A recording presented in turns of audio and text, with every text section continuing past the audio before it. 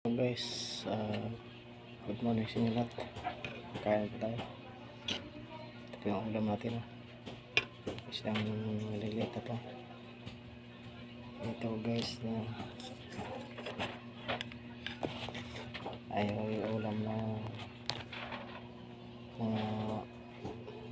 ito guys. Ano guys, ito guys. Ito yung paborito ng mga anak ko dati guys, itong ulam na to, ang maliliit na isda. Ngayon po ay ayaw ko ang ulam ng mga anak ng kasama ko, pero sa anak ko paborito itong ulam na to guys. Mga anak ko dati doon sa Mindanao, ito yung paborito ng ulam, may ulam maliliit na isda. Pero mga anak sa kasama ko ayaw magulam, kaya hindi raw pwedeng iulam.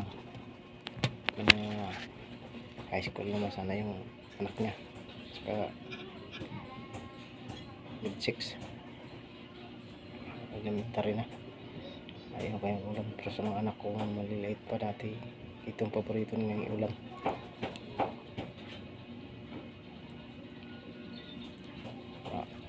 Kain tayo guys. So, ulam ito gusto. Ito yung paborito ng mga pangalawak ng anak at saka panganay. Ito yung isda na itong maliliit. Ito yung paborito nila, yung ulam dati. Kaya ito po yung nakiligan kung bumili ng isda lang ito. Okay. Tanghali yan siguro ito. Tanghali ito, maliit na siya. Kain tayo.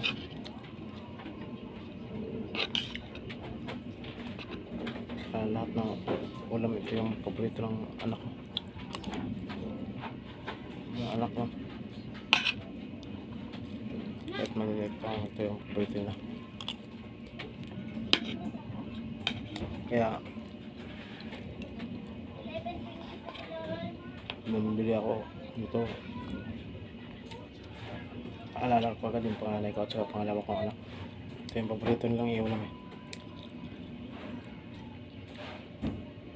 Maliliit na isda.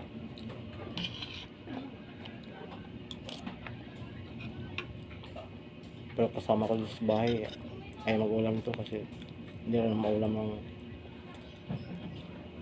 hindi ito maulam nila. Ano ko kung bakit. Gusto kasi nila hotdog, hindi itong manok.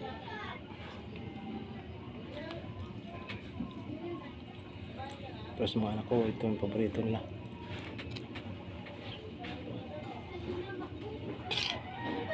Kain tayo guys. Ito.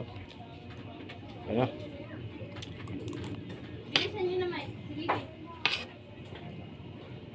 Ito lang ulam natin guys. Ito lang mas kaya na bilhin eh. Ito lang.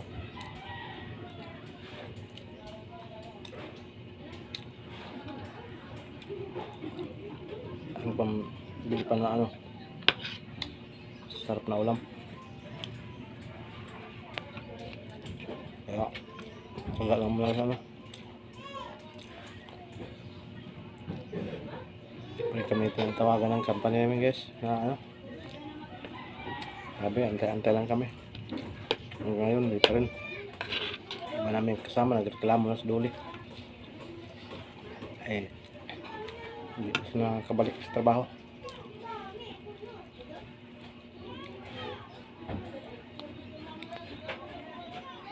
Kapabayad na yata sila. Gandang tangal po sa inyo. O 11:30 pa lang yata. Kain tayo mo. Sarap ng ulam.